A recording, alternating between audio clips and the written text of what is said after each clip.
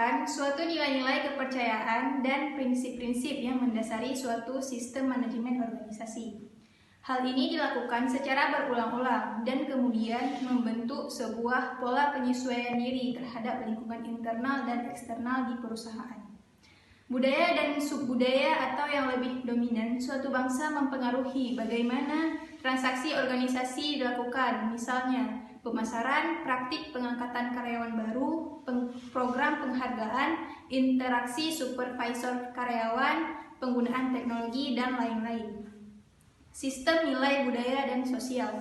Nilai merupakan keinginan efektif, kesadaran, atau keinginan yang membimbing perilaku. Nilai pribadi seorang individu membimbing perilakunya di dalam dan di luar pekerjaan. Nilai adalah pedoman dan keyakinan yang digunakan seseorang ketika dikonfrontasi dengan sebuah situasi di mana suatu pilihan harus dibuat.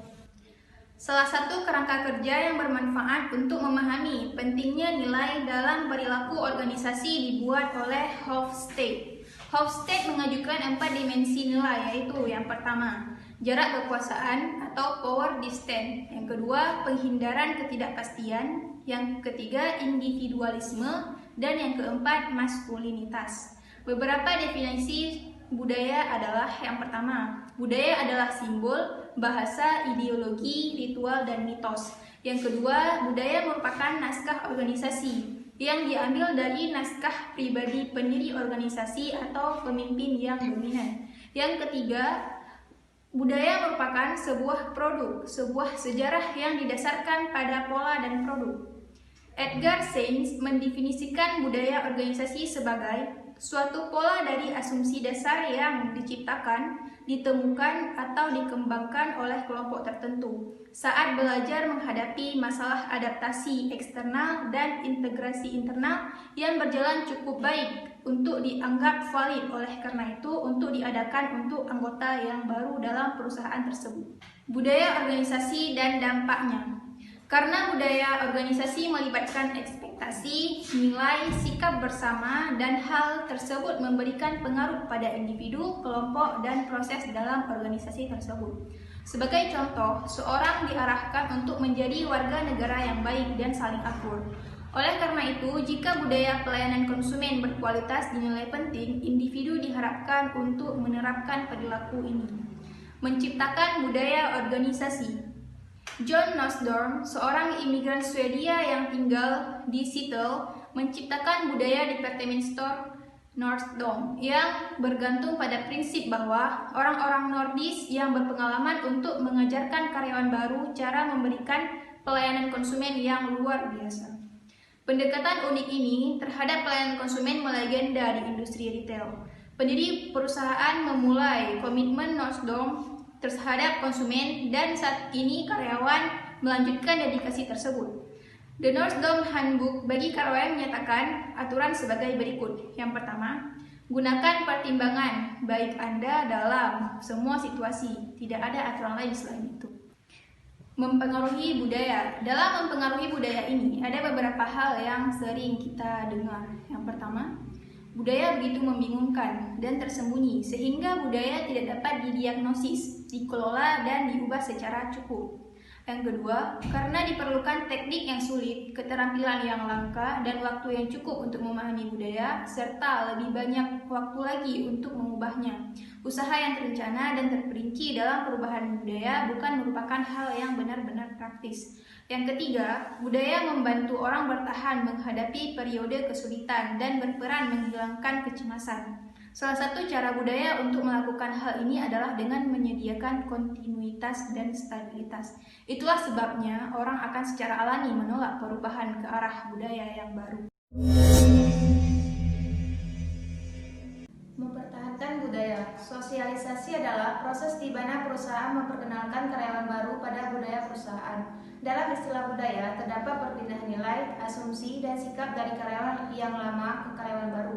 Proses sosialisasi perusahaan terus berlangsung sepanjang karir seorang individu. Ketika kebutuhan organisasi berubah, bahkan ketika kita mengakui bahwa sosialisasi ada, kita juga harus mengakui bahwa hal tersebut lebih penting pada beberapa waktu dibandingkan pada waktu yang lainnya.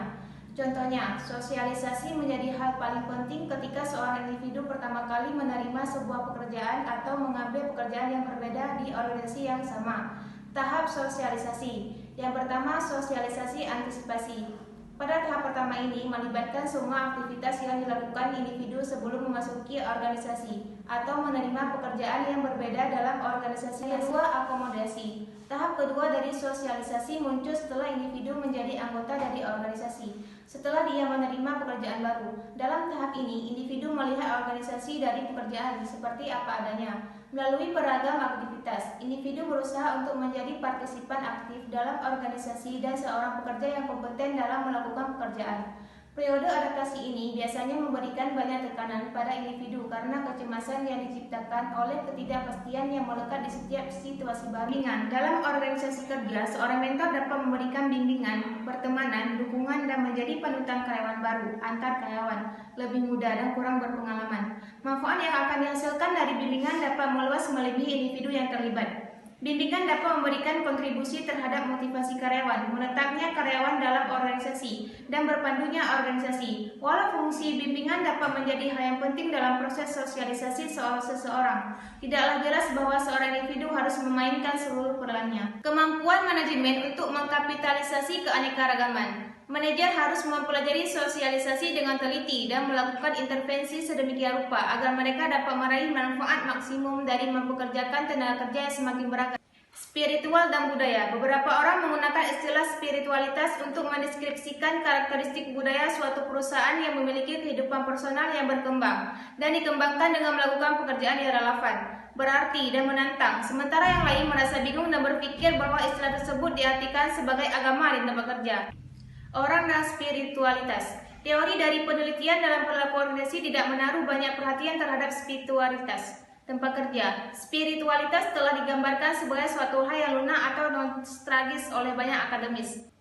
Penelitian mengenai spiritualitas dan dimensi kerja. Terlepas dari adanya keterbatasan dalam rancangan penelitian tersebut, penelitian Bickerstaff dan Denton memberikan beberapa hasil yang menarik. Peneliti ini menemukan bahwa karyawan yang terlibat secara spiritual dapat mencapai hasil yang lebih baik. Terdapat kesepakatan dengan suara yang hampir bulat mengenai arti dari spiritualitas. Keinginan untuk menemukan makna dan tujuan utama dalam kehidupan seseorang dan menjalani kehidupan yang terintegrasi. Karyawan ingin berbagi kehidupan mereka. Mereka ingin diakui sebagai orang yang utuh di tempat kerja. Penelitian mengenai spiritualitas dan dimensi kinerja. Terlepas dari adanya keterbatasan dalam rancangan penelitian tersebut, penelitian Motif dan Deacon memberikan beberapa hasil yang menarik. Penelitian ini menentukan bahwa karyawan yang terlibat secara spiritualitas dapat mencapai hasil yang baik dan terdapat kesepakatan dengan suara yang hambar bulat mengenai arti dari spiritualitas. Keinginan untuk menemukan makna dan tujuan utama dalam kehidupan seseorang dan menjalani kehidupan yang terintegrasi. Karyawan ingin berbagi kehidupan mereka. Mereka ingin diakui sebagai orang yang utuh di tempat kerja mereka. Orang melakukan perbedaan yang jelas antara agama dan spiritualitas. Beberapa responden merasa bahwa mereka dapat bertindak sesuai keyakinan spiritualitas mereka di tempat kerja. Pemikiran berbeda tapi masalah sama. Dunia penuh dengan konfrontasi antara orang kelompok maupun bangsa yang berpikir, merasa, dan bertindak secara berbeda. Berhadapan dengan masalah yang sama yang menuntut kerja agar dapat dipecahkan. Memahami perbedaan cara para pemimpin dan pengikut berpikir. Masalah bertindak merupakan persyaratan untuk dunia yang dapat berpenghasilan. Salah satu alasan mengapa begitu banyak pemecahan tidak berjalan atau tidak dapat diimplementasikan adalah akibat diabaikannya perbedaan pemikiran di antara orang yang terlibat. Budaya sebagai program mental. Sumber program mental seseorang terletak pada lingkungan sosial di mana ia tumbuh dan dapat pengalaman hidupnya. Program dimulai dengan keluarga. Hal tersebut berlangsung dalam lingkungan, sekolah, dan kelompok kepemudaan, di tempat kerja, dan di komunitas kehidupan. Budaya yang dilihat secara langsung. Yang pertama, ide atau gagasan. Ide gagasan dapat diartikan sebagai cara berpikir. Yang kedua, aktivitas. Aktivitas juga program hubungan dengan ide dan gagasan sebagai pola. Karena hampir setiap orang berbeda dalam sejumlah kelompok dan kategori orang yang berbeda pada waktu yang sama. Contoh, pada tingkat nasional, menurut negara seseorang atau lebih dari satu negara untuk orang yang bermigrasi. Perbedaan budaya berdasarkan wilayah, agama, gender, generasi, dan kelas. Perbedaan gender biasanya tidak dapat digambarkan istilah budaya. Melakukan hal tersebut akan mengungkapkan banyak hal. Jika kita mengakui bahwa dalam setiap masyarakat terdapat budaya pria yang berbeda dan budaya wanita. Perbedaan generasi dalam simbol, pahlawan, ritual, dan nilai terlihat jelas sebagai besar orang.